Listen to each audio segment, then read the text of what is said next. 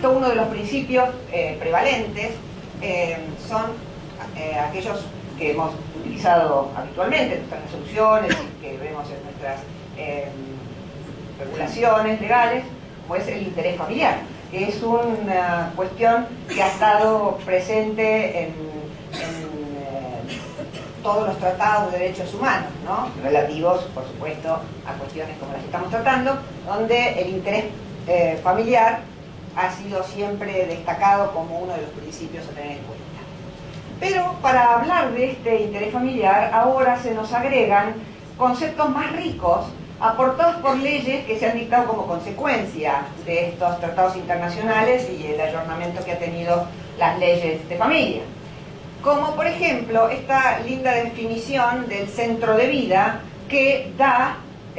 la ley 26.061 de niñez y adolescencia de Nación, donde nos habla de un aporte lingüístico similar al que trae el convenio de la Haya, la convención de la Haya, allí hablamos del centro de vida en general, pero que además lo define ricamente con esta situación del niño junto a su entorno, no solo familiar, sino también comunal, ambiental, etc. Más, otro aporte que también hace esta saga de leyes especializadas de niñez y adolescencia, como es la definición de familia. Este nuevo aporte, que a mi gusto es exquisito, porque finalmente termina dando una definición mucho más rica, amplia y respetuosa de la realidad, a través, ya no de la ley 26061, sino de su decreto reglamentario. Y siempre se critica cuando un decreto reglamentario va más allá de la ley. En este caso se fue de mambo y se pasó, porque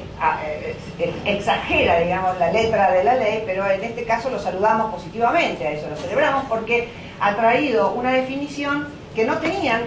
otras leyes sobre las que tratábamos siempre de interpretar como definición de familia algún aporte de algún artículo que definía, por ejemplo, la ley de trasplante de órganos o la ley de bien de familia o las leyes de pensiones, donde recién ahí se hablaba de los convivientes y un poco se hablaba de los parientes por afinidad, en fin, cuando nos faltaban herramientas porque la ley de fondo no había definido qué era familia, pues buscábamos entonces en estas leyes de igual jerarquía, pero más específicas, que era familia. Pues ahora el decreto reglamentario 415 del 06 reglamentario de la ley 26061, que en su artículo 7 define familia, incluye no solamente los progenitores, por supuesto, sino también el resto de los parientes consanguíneos, parientes por afinidad, que esto más o menos lo teníamos como sabido, pero también incluye a aquellas personas que son allegados o personas significantes, referentes afectivos importantes en la vida, en este caso niños, porque estamos hablando de niñez y adolescencia, pero que como definición de familia puede ser aplicable a cualquier otra situación. Este reflejo de este acercamiento de la realidad hace que hoy tengamos por familia aquellos que en algunos casos jurisprudenciales y en algunos doctrinarios se había extendido, pero que no lo teníamos concretado en una definición civil. Entonces, ahora aquellos que se trabajó en las ramas de la bioética, los allegados, ¿no? Como el consentimiento próximo, aquellos que, por ejemplo, estuvieron siempre cerca de un paciente o de un niño o de un adulto en situación de vulnerabilidad, aquellos más próximos, aún con la definición clásica, no sean parientes, sí lo son, utilizando por analogía toda esta definición de familia que el decreto 415 sí nos ha aportado. Y esto ha generado también un cambio en la legitimación activa y pasiva de las cuestiones que se llevan a justicia o a reclamo, tanto en procesos administrativos como en procesos judiciales, porque habla primero de un acercamiento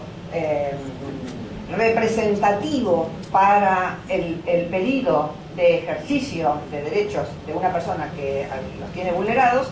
y además porque acerca a la realidad concreta más allá de los lazos jurídicos históricos, ¿no? Es decir, tenemos hoy aquellos voceros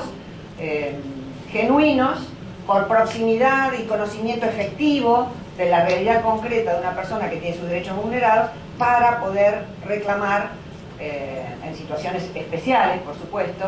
el efectivo cumplimiento de derechos. Entonces, cuando hablamos de interés familiar, hablamos en estos sentidos, en el sentido de familia y de persona ubicada en su centro de vida y con este contexto familiar.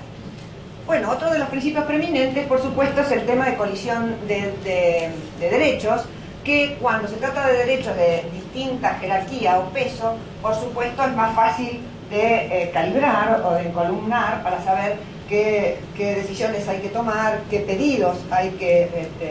vehiculizar, etc. Pero cuando existe colisión de derechos de idéntica jerarquía, como por ejemplo colisión de dos derechos constitucionales entre sí, pues entonces ahí el tema es mucho más complejo. Entonces la utilización de estos principios generales del derecho de familia y del derecho humanitario son vitales, que implican la posibilidad de tener que elastizar alguno positivamente y elastizar alguno menos positivamente para que se promueva alguno particular. Esta cuestión de pesar o sopesar los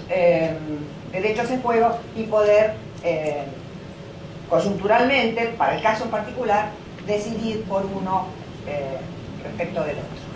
Bueno, estos son principios también que se utilizan en casos particulares, especiales, pero que conviene recordarlos. Otro de los principios preeminentes es el tema de la ley mejor, y me voy acercando al tema que promuevo hoy, que es aquel que hemos tenido por hábito utilizar, que es frente a la existencia de leyes de similar envergadura o de distinta envergadura, pero más o menos favorecedoras, poder tener la posibilidad de optar por aquella ley que mejor consulte el interés de la persona que reclama protección o reconocimiento de derechos. Esta cuestión, que está tratada en muchísimos tratados internacionales de manera indirecta, está en algunos tratada de manera concreta y directa, como por ejemplo la Convención de los Derechos del Niño, cuyo artículo 41 dice que ninguno de los derechos consagrados o reconocidos en esta convención optarán a que se puedan invocar derechos reconocidos en otros tratados o en un Estado parte que tenga dentro de su legislación interna derechos o garantías de mejor goce de estos derechos. Entonces, esta posibilidad de optar cuando una situación encuadra en un caso del que puede ser aplicado distintas leyes internacionales o nacionales sobre la misma cuestión. El tema más complejo, que es lo que vengo a promover hoy como disparador, es cuando se habla de la posibilidad de una ley mejor, pero entre leyes actuales o vigentes y leyes derogadas. Bien, después, entre otros principios preeminentes, contamos al principio de corresponsabilidad. Este principio de la responsabilidad ha estado siempre en todas las cuestiones de familia, pero la corriente moderna ha acentuado todavía más esta necesidad de seguir potenciando el tema de la responsabilidad. Y hoy, en esta cuestión de que el Estado somos todos y que el Estado se compromete en todos los tratados a ser un garante efectivo y además del cumplimiento de los derechos humanos, y además nuestra Constitución Nacional en el inciso 23 del artículo 75 también lo dice acciones positivas, entonces pues esta cuestión de la corresponsabilidad de todos en el efectivo cumplimiento de acciones para garantizar los derechos del otro, pues es un principio que debe ser usado con mucha atención. Y los dos últimos principios que destaco rápidamente son los principios de efectividad y el principio de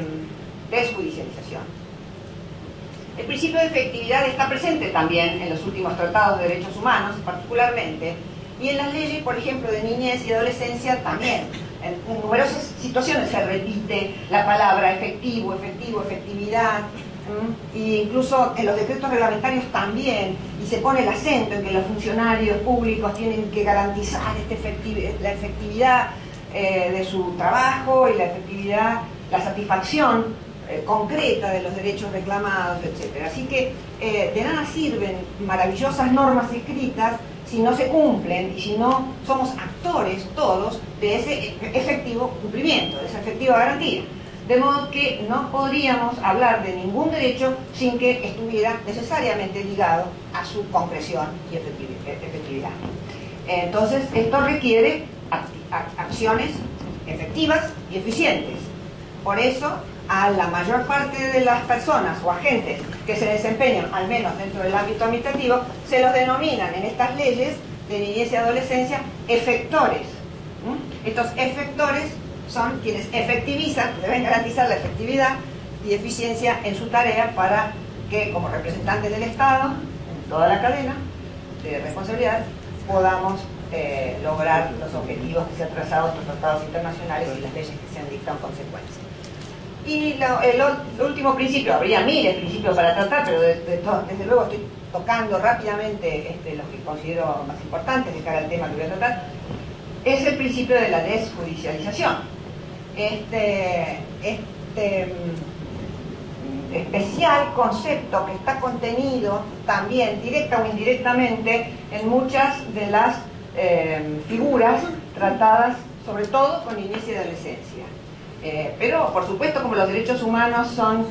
progresivos, no se puede decir que solo haya derechos humanos exclusivos de los humanos niños y no de los humanos adultos. O sea que este también es un tema que debe corresponder a toda persona. Muy bien, ¿a qué me refiero con este tema de la desjudicialización? Que en realidad la forma en que el Estado argentino, tomando otros ejemplos internacionales, ha logrado estructurar el abordaje para las cuestiones de niñez y adolescencia, que se ha hecho en Nación, en Provincia de Buenos Aires y se ha replicado en todas las provincias, algunos más anticipadamente que otros, pero tarde o temprano este es el espejo en el que nos estamos mirando en Argentina, implica que el abordaje primero es el de la comunidad más próxima. De ahí que haya centros locales de asistencia a las familias o personas que acudan con motivo de una cuestión de derechos vulnerados de niñas, niños y adolescentes. Entonces, esta proximidad indica que además haya centros locales, barriales, alrededor de cada sector comunitario, y que entonces la justicia más próxima, es decir, la puerta más próxima que se golpee para reclamar justicia sea la inmediata, la del barrio. Esto es acceso a la justicia en los barrios. Por eso en Provincia de Buenos Aires es una movida muy importante de las defensorías en los barrios que se llama Casa de Justicia, es decir, poner la justicia a mano para garantizar el acceso a la justicia. Hay una enorme movida y constante reclamo por este acceso fácil a la justicia. De eso todos ya hemos trabajado mucho, incluso en una comisión nacional dedicada a este tema del acceso a la justicia, creada por decreto del Poder Ejecutivo, por supuesto. De lo que no se trabaja tanto es el tema de desjudicialización, y esto implica que la justicia administrativa, la que está barrial, la que está formada por comunidades dependientes del Poder Ejecutivo, son los primeros obligados a tener que tratar estas cuestiones de reclamos de derechos humanos vulnerados, de niñez y adolescencia. Pero, si no han podido, bueno, y las leyes dan una cantidad de datos, de medidas especiales que se pueden tomar para que se garantice el ejercicio efectivo de los derechos, ¿cierto? Medidas de todo tipo, becas, de asistencia sanitaria, terapias, etcétera, acompañamiento escolar, bueno, rehabilitaciones, transporte, etcétera, todo tipo de sostén, o sea, las típicas políticas públicas, digamos, de acompañamiento a estas cuestiones. Ahora, cuando este sistema no funciona, pues se reclama a un órgano administrativo más importante, por lo general regional o zonal, que es el que también va a acudir a reforzar o fiscalizar este acceso. De manera que el Patronato del Estado histórico ha cesado y ahora el Patronato del Estado no está más a cargo del Poder Judicial, no es el juez la cabeza del Patronato del Estado como estudiábamos en los históricos manuales de Belucio o de Borda, pero ahora el patronato, que no es patronato, sino esta obligación de dar efectividad y de esta corresponsabilidad de los efectores es de carácter administrativo. ¿Está claro? De eso no tenemos duda porque las leyes